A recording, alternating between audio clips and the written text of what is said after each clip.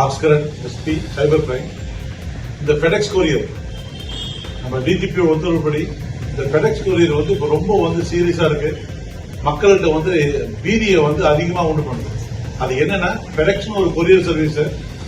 அந்த கொரியர் அது உண்மையான ஒரு கொரியர் சர்வீஸே நம்மகிட்ட இருக்குது.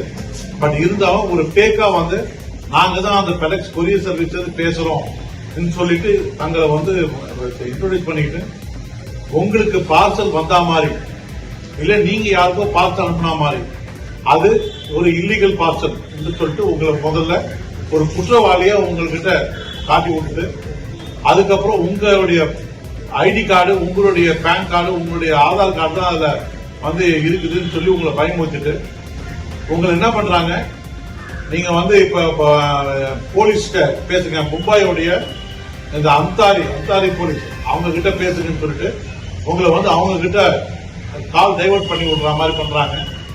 அந்த போலீஸ் என்ன பண்றாங்க, சார் நீங்க பேசுறத நான் கேள்விப்பட்டேன், நீங்க ஒன்னும் தப்பு பண்ண மாதிரி தெரியல, எதுக்கும் உங்களுடைய ஆதார் கார்டு இதெல்லாம் டீடைல்ஸ் கொடுங்கன்னு சொல்லி உங்ககிட்ட கேட்டு உங்ககிட்டயே வாங்கிக்கிறாங்க.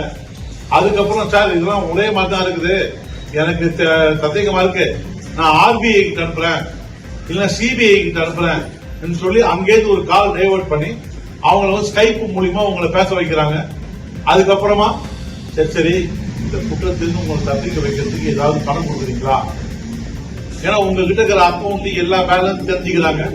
அதை அப்படியே உங்ககிட்ட இருந்து மிரட்டி உங்களை இந்த போன் கால் வந்ததுல இருந்து பணம் அவங்களுக்கு போடுறவர்களையும் உங்களை பீதியிலேயே உட்கார வைப்பாங்க. ஸ்கைப் மூலியமா நீங்க என்ன ஆக்டிவிட்டி பண்றீங்கன்றதையும் பாத்துக்கிறாங்க. சோ இது ஒரு பெரிய பீதியில பண்றதால இன்னைக்கு இந்த ஃபெடெக்ஸ் கொரியர்ன்ற ஒரு அஃபென்ஸ் டைட்டிலே ஃபெடெக்ஸ் கொரியர் ஆயிடுது. சோ ஊர்ல மக்களுக்கு பீதி இருக்குதுன்றதுனால இந்த அட்வர்டைஸ்மெண்ட்டை எங்க டிஜிபி டாக்டர் ஸ்ரீனிவாஸ் அவர்கள் உத்தரவின் பேர்ல இதை உங்களுக்கு எல்லாத்துக்கும் கவனத்துக்கு கொண்டு வரேன். இதை உங்களுக்கும் உங்களுக்கு தெரிஞ்ச உங்க சகோதர சகோதரிகள், உங்க சூழ்நிலை இருக்கிறவங்க, உங்க சமுதாயத்தில் எல்லாருக்குமே இதை சொல்லுங்க. இத மாதிரி ஃபெடெக்ஸ்னு உங்ககிட்ட கால் வந்ததுன்னா காலை கட் பண்ணிட்டு அடுத்த வேலையை பாருங்க. அதுக்கு செவி சாய்க்காதீங்கன்றதுதான் எங்களுடைய வேண்டுகோள். நன்றி, வணக்கம்.